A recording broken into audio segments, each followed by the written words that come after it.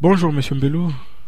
Bonjour, monsieur Etienne Nando. Ah, voilà, très bien. Bienvenue sur Congo One. Monsieur Mbelou, la présence des troupes rwandaises sur les sols congolais était un secret des polichinelles, mais la communication dont en fait les Rwandais laisse interrogateur. Qu'en pensez-vous?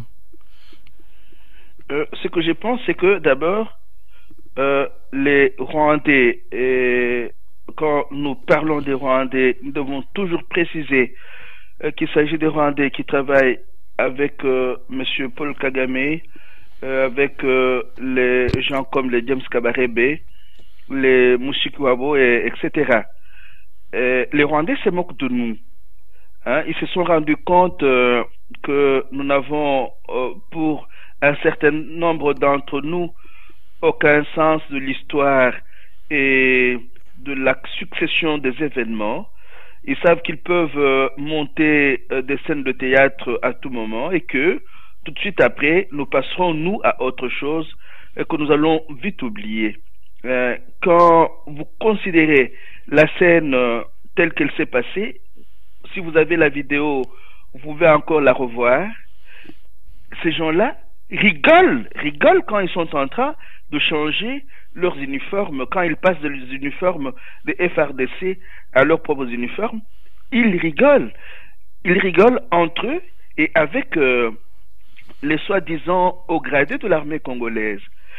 Par ces gestes, ils prouvent clairement que ce sont eux les maîtres de la situation et qu'il n'y a pas réellement de guerre entre eux et les hauts gradés de l'armée congolaise, qui sont pour la plupart des officiers rwandais impliqués dans le CNDP et le M23. Mais pourquoi cette séquence de communication maintenant de la part du Rwanda? Et c'est une séquence de communication qui vient nous dire, à nous Congolais, que tout se décide à partir du Rwanda et que le Rwanda est décidé à nous soumettre à n'importe quel prix. Il peut nous montrer ces séquences-là en disant, parce que comme nous l'avons souligné au cours de la semaine, ils ont fait du théâtre en voulant nous faire croire qu'ils sont retournés au Rwanda pendant la journée et le soir ils sont revenus. Ils veulent jouer avec notre psychologie, ils veulent nous terrasser en disant, vous voyez, nous sommes là, nous, les maîtres de la situation. Mais monsieur Etienne Nandou, reprenez cette vidéo-là. Vous verrez qu'il y a une blanche à côté des militaires rwandais.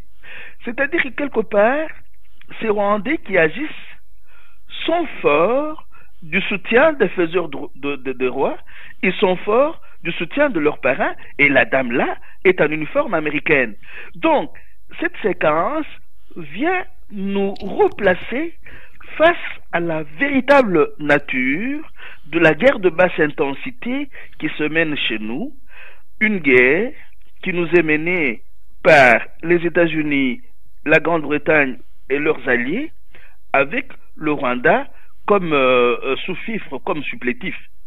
Mais en parlant de cette vidéo, justement, hein, elle est très riche en enseignements. Vous, personnellement, qu'en avez-vous retenu? J'ai retenu ce que je viens de vous dire. J'ai aussi retenu le fait que ils ont voulu montrer que Kinshasa n'a pas tellement d'emprise sur la politique que le Rwanda mène dans la sous-région de Grand Lac. Kinshasa ne peut faire rien d'autre que suivre, réagir, démentir, dissimuler, mentir, etc. Or, cette politique de dissimulation et de mensonge est une politique menée d'un commun accord entre le Rwanda de Paul Kagame et les actuels gouvernants ayant orchestré le coup d'État après les élections de novembre et décembre 2011. Mais toujours dans cette vidéo, Hein, l'attitude des officiels congolais, elle est, elle est très intrigante. Hein, et elle contraste avec les démentis répétitifs de Lambert Mende dans cette affaire. Est-ce que Oui, cela vous a-t-il surpris? oui, mais ça ne me surprend pas. Peut-être qu'en avançant dans l'échange, je le dirai. Lambert Mende est pour la politique de la dissimulation et du mensonge. C'est la même politique. Regardez, depuis que toutes ces images ont été projetées, depuis que les annexes du rapport des experts de l'ONU ont été publiées, Kigali passe d'un démenti à un autre. Et Kinshasa fait la même chose. Kigali dément, Kinshasa dément, Kigali ment, Kinshasa ment, et c'est une même politique parce que Kigali et Kinshasa, ces deux capitales, sont gérées par les oiseaux du même plumage.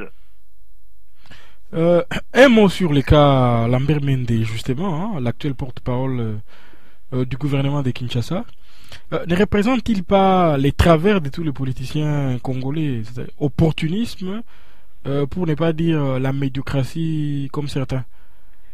Monsieur Etienne Nandou, relisez mon dernier article intitulé James Kabarebe, les Nations Unies et l'histoire immédiate de la RDC. Vous allez vous rendre compte que Monsieur Lambert Mende était membre du RCD Goma et le RCD Goma a été créé de toutes pièces par Kigali juste après la guerre qu'elle nous fait, que Kigali nous a faite en 1998. Donc Lambert Mende fait partie du système des élites compradors disposées à vendre leur pays, leurs terres, leurs compatriotes à n'importe quel prix. Je ne parlerai pas de ce monsieur-là en termes d'homme politique congolais. Il fait partie de tous ces compatriotes qui sont achetés par les maîtres du monde pour pouvoir être à leur service, avec bien sûr Kigali comme pays satellite. Mais il n'est pas seul à jouer ces rôles. Hein. Toute cette semaine, plusieurs politiciens congolais du camp de la majorité présidentielle, ils se sont tous succédés pour démentir et soutenir Joseph Kabila. Mais face à de telles évidences, toutes les preuves que les Rwandais produit, tous ces politiciens continuent à nier et à dire que c'est de la manipulation. Qu'est-ce que vous en pensez? Monsieur Etienne Nandou, je vais pour la énième fois vous renvoyer à un livre très symbolique pour notre lutte. C'est le livre de Monsieur Chalonana intitulé Ces tueurs Tutsis au cœur de la tragédie congolaise. Dans ce livre, Chalonana essaie d'examiner au moins 19 principes auxquels obéissent les Rwandais impliqués dans cette guerre d'agression. Parmi ces principes, il y a celui de la corruption des élites que les Rwandais veulent, les Tutsis rwandais veulent asservir. Et l'un des moyens auxquels ils recourent, c'est l'argent. Donc tous ces messieurs dont vous parlez, monsieur Etienne Nandou, ont bénéficié de beaucoup d'argent de la part des Rwandais qui sont et à Kigali et à Kinshasa. Donc il y a beaucoup d'argent qui circule pour pouvoir les corrompre et les rendre disponibles afin qu'ils débitent des mensonges, qu'ils jouent le jeu de la dissimulation, mais tout simplement pour berner les Congolais.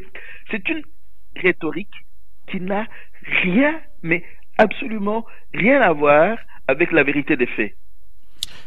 Cette semaine encore, un groupe de partis politiques de l'opposition congolaise demande au Parlement de déclencher le mécanisme des mises en accusation de Joseph Kabila pour haute trahison. Quelles sont les chances pour une telle démarche d'aboutir selon vous? Monsieur Etienne Nandou, je voudrais d'abord revenir sur cette expression-là, haute trahison.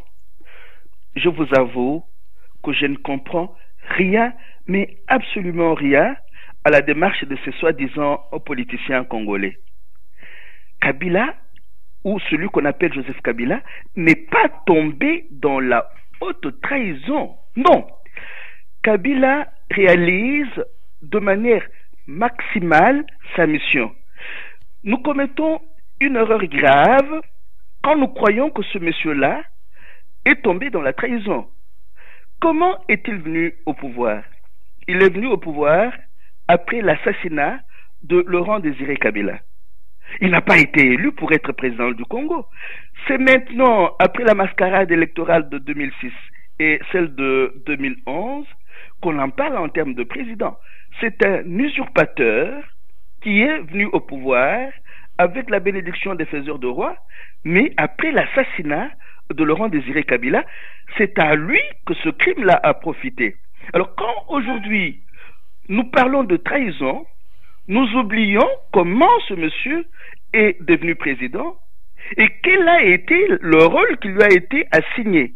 Le rôle qui lui a été assigné, c'était de pouvoir infiltrer les institutions congolaises de l'intérieur et de les affaiblir.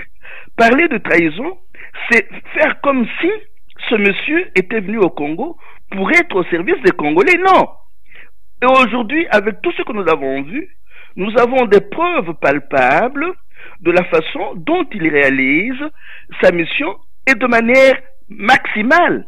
J'estime que de la part de ceux qui lui ont confié cette mission-là, il doit être applaudi et félicité. Malheureusement, nous semblons rien comprendre. Pour la plupart d'entre nous, nous semblons rien comprendre à tout ce jeu. Mais vous voulez dire que Kabila excelle dans son rôle de cheval de Troie du Rwanda au Congo? Il atteint de manière maximale, il joue de manière maximale le rôle qui lui a été confié en tant que cheval de Troie de Kigali. Donc, qui dit toujours Kigali, dit Kigali avec ses parents. Monsieur Etienne Ngandou, je vous ai une fois rappelé la confidence de Denis Sassou Nguesso faite à Pierre Péan. Et cette confidence, vous savez la retrouver dans le livre de Pierre Péan intitulé Carnage, les guerres secrètes des grandes puissances en Afrique. Et monsieur Etienne Ngandou, reprenez les photos de Kampala. Vous voyez ce monsieur-là en train de rigoler aux éclats. Il danse même en présence de ses parents. Comment est-ce que nous en arrivons à oublier facilement ce que nous venions de voir? Il est hilar quand il est en présence de Museveni et de choses et de Kagame. Donc ce monsieur-là réalise, et je le répète, de manière maximale la mission qui lui a été confiée et il joue très bien son rôle de cheval de Troie. Mais la question qu'on peut se poser, pourquoi une partie de l'élite congolaise peut faire d'un tel personnage leur leader politique? Mais monsieur Etienne Ngandou, il ne s'agit pas tout simplement des Congolais. Partout à travers le monde, les gens qui tombent dans la corruption, qui deviennent des nègres de service, qui sont des élites compradors, ont toujours eu leurs bouffons qu'ils adulent. Ce n'est pas une particularité congolaise. C'est vrai que, vu comment nos populations sont en train de souffrir, ça fait très mal, mais quand vous relisez l'histoire du monde, il y a eu Pétain, il y a eu beaucoup de traîtres qui ont été adulés par leurs compères. Hein. Très bien. Une délégation des chefs des confessions religieuses conduite par Bodo Marini était à New York cette semaine et a remis une pétition intitulée comme contre la guerre et la balkanisation à l'ONU. Première interrogation tout d'abord par rapport à cette démarche, qui a financé ces voyages, et on peut se demander également pourquoi aller à New York, pourquoi faire ces voyages à New York quand il est maintenant établi à la lumière des dernières révélations que les gouvernements de Kinshasa et Joseph Kabila ont menti et n'ont pas dit toute la vérité dans cette affaire. La question sur le financement de ce voyage reste posée. Je ne détiens pas suffisamment d'informations sur ce financement-là, mais c'est quand même un voyage qui intrigue. Le voyage intrigue. J'ai suivi l'un des pasteurs, l'un des évêques en train d'exposer les mobiles de leur déplacement.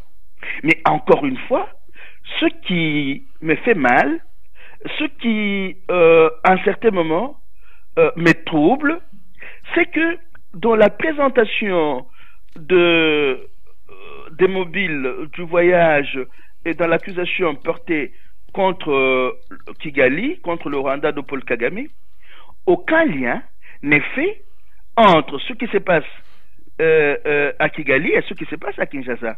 Et là, je me dis, est-ce que nos chefs religieux ne sont pas en train de mener un lobbying pour la protection du cheval de Troie qui est à Kinshasa? On ne voit aucunement ces chefs religieux, et même si dans le discours de l'évêque Mbaya, il y a quand même une allusion aux différents rapports qui ont été déjà publiés par les experts de l'ONU et les rapports qui pourront, demain ou après-demain, impliquer et Kigali et Kinshasa, mais on ne sent pas explicitement dans leur argumentaire l'établissement clair et net du lien entre le paralytique de Kigali et son cheval de Troie de Kinshasa avec tout leur entourage. Mais n'est-ce pas parce que, comme le disent certains, il y a accointance entre... c'est du lobbying, hein, c'est les mots, c'est vous-même qui l'avez dit. Ce n'est pas une sorte de lobbying que cette délégation est en train de faire au profit du gouvernement de Kinshasa? Mais si c'est ça, il y a quand même... Si c'est cela, nous aurions matière à pouvoir remettre en question ce périple. Cela d'autant plus que quand on voit les prises de position de Monseigneur Monsengo, du cardinal Monsengo, on sent quand même que chez lui, il y a une cohérence entre ces prises de position depuis les élections truquées, depuis le hold-up électoral de novembre et décembre 2011, et la démarche que les autres sont en train de mener. Et n'oubliez pas, quand vous revoyez un peu toutes les vidéos qui ont été tournées chez nous autour de la campagne électorale, vous savez classifier facilement, par exemple, Monseigneur Marini Bodo. Lui a toujours pris parti pour le pouvoir en place, et si je ne m'abuse pas, il doit être sénateur ou quelque chose dans ce sens-là. Mais pour les cas spécifiques de l'Église catholique, hein, il semble qu'elle ne mette pas sur la même longueur d'onde. Puisque dans cette affaire, pendant que le cardinal Monsengo semble plus vindicatif, la conférence épiscopale paraît quant à elle s'accommoder des errements du gouvernement de Kinshasa. Moi, je ne dirais pas que le cardinal Monsengo est vindicatif. Le cardinal Monsengo semble, à mon sens, mener le combat de la justice et de la vérité. Les autres me donnent l'impression, je ne suis pas, c'est encore à vérifier, de mener la lutte des accommodements, de caresser le lion dans le sens de ses poils. Donc, je ne trouve pas leur démarche très claire. Ça, c'est un point de vue relativisable. Je vois une cohérence dans les prises de position de Monseigneur Monsengo depuis le hold-up électoral jusqu'à ce jour. Mais chez les autres, je ne vois pas très bien. Je ne vois pas très bien. Et là, vous aurez raison de dire qu'il y a quand même de prises de position suffisamment différentes entre les responsables de l'Église catholique. Mais que les cardinals se retrouvent seuls aujourd'hui à mener cette lutte, n'est-ce pas un peu l'échec bon, je ne parlerai pas de l'échec, mais une fois de plus, hein, les peuples se sentent abandonnés, l'Église ne joue pas son rôle. Oh non, non, non, non, non, non. Monsieur Tinandou, je n'irai pas beaucoup dans votre sens. C'est-à-dire, quand nous parlons d'église, nous ne devons pas nous limiter à la hiérarchie. Hein? Je vous avoue que à partir de mes échanges avec mes confrères prêtres œuvrant au pays, il y en a beaucoup qui émettent sur une même longueur que le cardinal Monsengo et qui sont engagés dans des actions d'éveil de la conscience patriotique allant dans le sens de pouvoir confondre les chevaux de Troie et leurs paralytiques du Rwanda. Non, la lutte se mène à un niveau très élevé de la prise de conscience chrétienne et je ne suis pas sûr que la base puisse réellement émettre sur une même longueur qu'une certaine hiérarchie qui serait en train de se compromettre avec le paralytique du Rwanda et son cheval de Troie de Kinshasa. Ah, très bien. Les greffes de la Cour pénale internationale, la CPI, demandent à la RDC d'arrêter Bosco Ntaganda pour, dit-il, pour qu'il soit jugé par la chambre compétente sur les crimes qu'il aurait commis. Joseph Kabila serait-il tenté de livrer Ntaganda pour taire les violentes critiques dont il fait l'objet actuellement? Monsieur Etienne Ngandou, ça vous fait rire? Laissez-moi rigoler. Laissez-moi rigoler. Et ce monsieur que vous appelez Joseph Kabila ne peut rien contre Bosco Ntaganda. Et la raison est simple. Bosco Ntaganda a été considéré par Joseph Kabila comme étant l'homme de la paix. Et M. Mende, rappelez-vous, à plusieurs reprises, quand les premiers mandats ont été émis contre Bosco Ntaganda, Mende est passé à la télé pour dire à plusieurs reprises que ce monsieur-là était indispensable à la paix. Et dans l'entretemps, ce monsieur était l'intermédiaire entre Kinshasa et le Rwanda. C'est par lui que beaucoup de transactions commerciales passées. Il a assuré beaucoup de transactions commerciales entre notre pays et le Rwanda. Et il a été même impliqué dans des combines où ce monsieur que vous appelez Joseph Kabila était lui aussi impliqué. Donc, ce sont des gens qui travaillent ensemble. Et de temps en temps, je vous rappelle que ces messieurs font partie du réseau transnational de prédation. Donc, ils travaillent en réseau et dans un réseau, chaque maillon de la chaîne a un rôle à jouer. Si le monsieur qu'on appelle Joseph Kabila accepte que Ntaganda accepte de faire arrêter Ntaganda pour qu'il aille à la Cour pénale internationale, il sait pertinemment bien qu'il pourra le suivre là-bas.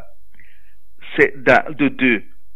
Monsieur Etienne Ngandou, dites-moi, comment la Cour pénale internationale, qui travaille en connivence avec les Nations Unies qui ont mis la MONUSCO à l'aise de notre pays, la MONUSCO, les officiers de la MONUSCO jouent au tennis avec Bosco Ntaganda, ils ne l'arrêtent pas, ils vont aller demander à ce monsieur-là de pouvoir le faire, alors que ceux avec qui ce monsieur-là travaille sont les officiers du CNDP et du M23 fidèles à Bosco Ntaganda. Rappelez-vous, et vous savez encore le lire dans mon dernier papier, la guerre d'agression, la guerre de basse intensité qui est menée contre notre pays est aussi la guerre de la politique et de la justice internationale. Ne perdons pas cette histoire-là de vue. Et quand vous lisez le livre auquel j'ai fait allusion dans mon dernier papier, le livre de Florence Hartmann, Paix et Châtiment, ces questions-là sont sérieusement exposées et exposées de manière claire.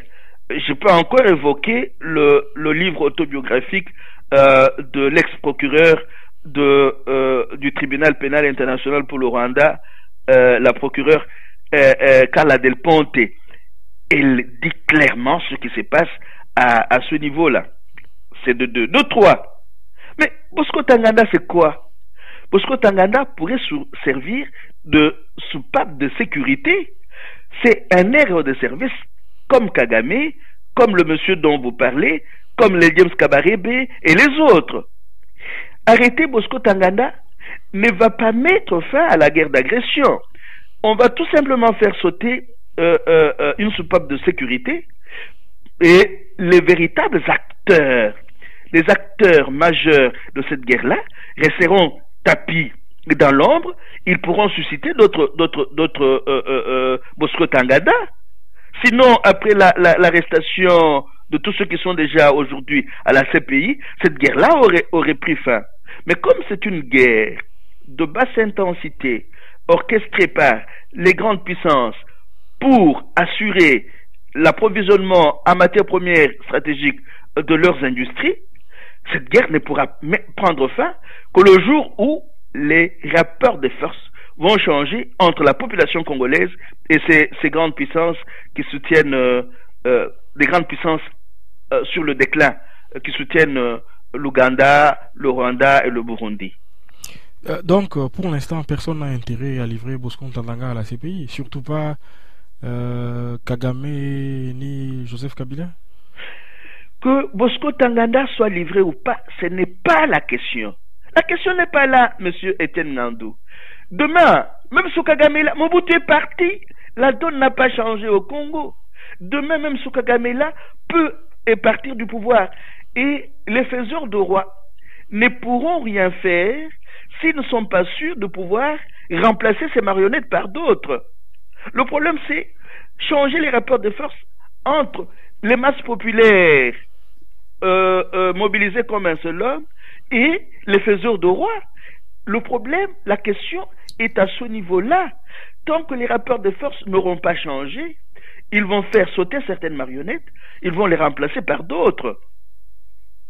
Ben, en parlant des parrains du Rwanda, cette semaine on a appris que la Grande-Bretagne levait une partie de l'aide qu'elle avait suspendue au Rwanda et que la moitié de cette aide allait être accordée, arguant que les Rwandais avaient montré des signaux positifs allant dans le sens de l'apaisement dans cette situation. Mais par rapport à cela, qu'est-ce que vous en pensez? Puisqu'on a vu également sur la vidéo que les Rwandais diffusaient un militaire, hein, vous en avez touché un mot tout à l'heure, un militaire qui portait l'uniforme américain. Ça prouve à quel point les grandes puissances sont impliquées dans cette situation. Monsieur Etienne Nandou, je veux peut-être vous surprendre. Les pays européens connaissent une crise qu'ils ont fabriquée eux-mêmes de toutes pièces. Où est-ce qu'ils vont trouver de l'argent à donner au Rwanda pendant qu'en Grèce, la population boit du noir? Ils nous mentent, ils n'ont pas d'argent. C'est l'argent qu'ils prennent au Congo, qu'ils nous refilent officiellement. Où est-ce qu'ils trouvent l'argent? L'Europe est aujourd'hui frappée par une crise qui ne dit pas son nom. Et nous continuons, nous, Congolais, à croire qu'il y a de l'aide qui vient des États-Unis, il y a de l'aide qui vient de la Grande-Bretagne. Mais nous sommes dans un schéma faux et archi-faux. Si la Grande-Bretagne, si l'Allemagne, si tous ces pays avaient de l'argent, ils aideraient les Grecs, ils aideraient les Portugais, ils aideraient les... Comment voulez-vous, mon cher frère, que les Européens puissent souffrir parce que on adopte des programmes d'austérité chez eux et qu'ils trouvent de l'argent à donner aux Rwandais? Non. Mais il y a un problème de déformatage qui est très sérieux dans notre façon de penser. Ce n'est pas parce qu'ils disent qu'ils vont donner 12 millions de dollars au Rwanda que c'est vrai. Non. C'est l'argent que les multinationales prennent chez nous en passant par le Rwanda, qu'ils refilent officiellement pour donner l'impression que ce sont eux les maîtres du jeu. Mais c'est l'argent de la prédation, de la guerre de choses d'agression. Ils n'ont pas d'argent. Aujourd'hui, l'Occident est en train d'être acheté par la Chine. Où est-ce qu'ils trouvent l'argent à donner à l'Afrique? C'est l'argent qu'ils prennent en Afrique par leurs nègres de service interposés qu'ils essaient de refiler en retour. Ils n'ont pas d'argent, ils n'en ont pas. Sinon, ils ne fermeraient pas leurs entreprises. Sinon, ils ne les licencieraient pas. Sinon, on n'aurait pas autant de chômage aujourd'hui en Europe. Où est-ce qu'ils trouvent l'argent? Qu'ils nous disent où ils trouvent l'argent. C'est l'argent qu'ils prennent en Afrique. Parce qu'ils ont perdu déjà beaucoup de bases arrières, de bases arrières en matière économique. Ils ont perdu la Chine, ils ont perdu l'Amérique latine. Maintenant, il ne leur reste plus que l'Afrique. Ils ont perdu beaucoup de pays d'Asie. Je ne sais pas si vous avez appris dernièrement que l'Iran a organisé une rencontre des pays non alignés. Il a réussi à avoir au moins plus de 100 chefs d'État et des gouvernements. Donc il y a le monde qui est en train de devenir polycentré, et ces gens-là n'ont plus tellement où donner de la tête. Mais n'oubliez pas que c'est Tony Blair qui, dans ces histoires-là, joue un rôle capital. Tony Blair est le conseiller privé de Paul Kagame, et tout le monde le sait. Je ne sais pas si vous avez appris que dernièrement, quand il est allé en Afrique du Sud, Monseigneur Desmond Tutu a refusé d'aller à sa rencontre parce qu'il considère que lui, Tony Blair, et George Bush sont des criminels. Ils devraient être traduits devant une cour internationale parce qu'ils ont orchestré une guerre contre l'Irak en partant des mensonges. Donc, nous devons franchement repenser notre mode d'appréhension des questions internationales aujourd'hui. Nous sommes restés dans des schémas dépassés et déphasés. L'aide, il n'y a pas d'aide. Il n'y a pas d'aide du tout. C'est l'argent qu'ils prennent en Afrique qu'ils refilent à l'Afrique. Pour finir, un mot sur le procès Chebeya. La haute cour militaire promet des tranchées dans 8 jours sur l'inculpation du général Numbi. Dans cette affaire, on a comme l'impression que la haute cour traîne les pieds et ne sait plus dire les droits. Est-ce à cause des pressions politiques? Il n'y a pas de pression politique. La haute cour est vassale du pouvoir os de Kinshasa. Non. Dans le réseau transnational de prédation, vous avez tous ces semblants de pouvoir traditionnels qui font qui font semblant de travailler, mais qui ne s'adonnent qu'à une certaine rhétorique, et dans nos populations à se faire l'illusion selon laquelle quelque chose marche chez nous. Non. Le pouvoir judiciaire, le pouvoir exécutif, le pouvoir législatif, tous ces pouvoirs-là et le pouvoir exécutif sont aux ordres de ces réseaux transnationaux de prédation. Ils ne jouissent d'aucune indépendance, d'aucune liberté. Et ils iront toujours dans le sens de pouvoir favoriser ceux qui tirent les ficelles de façon que leur jeu puisse se poursuivre. Très bien, merci beaucoup Jean-Pierre Mbelou, et à la semaine prochaine. Merci bien, Monsieur Etienne Ngandou, et à la semaine prochaine.